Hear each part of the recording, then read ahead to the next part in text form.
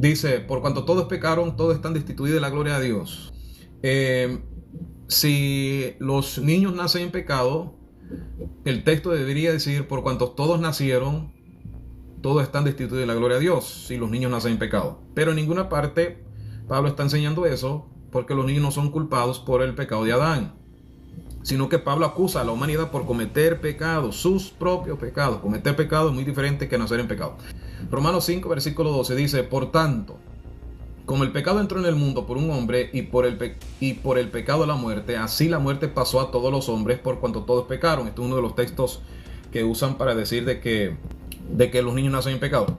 Pues antes de la ley había pecado en el mundo, pero donde no hay ley no se inculpa de pecado. Escuche bien, no obstante reinó la muerte hasta Adán, desde Adán hasta Moisés, aún los que no pecaron a la manera de transgresión de Adán, la cual es figura del que había de venir. Pablo no dijo que la muerte vino a los hombres porque el pecado fue heredado o porque nacieron inculpados por el pecado de Adán. Dice que la muerte viene a todos los hombres por cuanto activamente han pecado todos los hombres. O sea, todos los hombres cometen pecado. Se está refiriendo a la muerte espiritual, no a la física. ¿Sí? ¿Cómo sabemos eso? Porque el contraste que Pablo hace cuando habla de la vida recibida en Cristo Jesús es una vida espiritual, no la vida física, porque obviamente hay gente que son creyentes y mueren. Por ejemplo, en 1 Juan capítulo 3 versículo 4, la Biblia deja en claro de que pues el pecado es infracción de la ley. O sea, el pecado es violar a la ley de Dios. Cuando afirmamos que alguien ha pecado, estamos afirmando de que ha quebrantado la ley de Dios. Eso es pecado. Por eso el pecado no es heredable. No se puede quebrantar una ley de Dios por herencia. No se puede. La Biblia no da lugar a eso. Es tu pecado, mi pecado personal que quebranta la ley de Dios. Y por lo tanto pecar, ¿verdad? No es de forma heredada, sino de forma personal.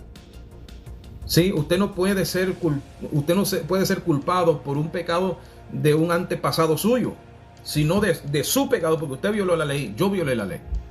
Es por eso que el texto dice, el que comete pecado. ¿Quién es el acusado? El que comete pecado, no el que hereda el pecado.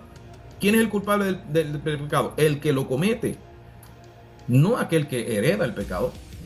¿Ya?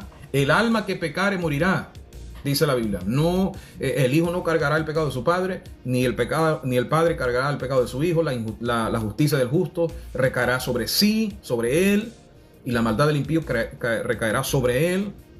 O sea, cada persona es culpable de su propio pecado, no pecado heredado de sus padres, y mucho menos de Adán. Mucho menos de Adán. O sea, Dios, esta es una verdad fundamental. Por ejemplo, Set, el hijo de Adán, no era culpable por el pecado de su padre Adán. ¿Verdad que no? Set no era culpable por el pecado que Adán había cometido, sino que él cargó sus propios pecados.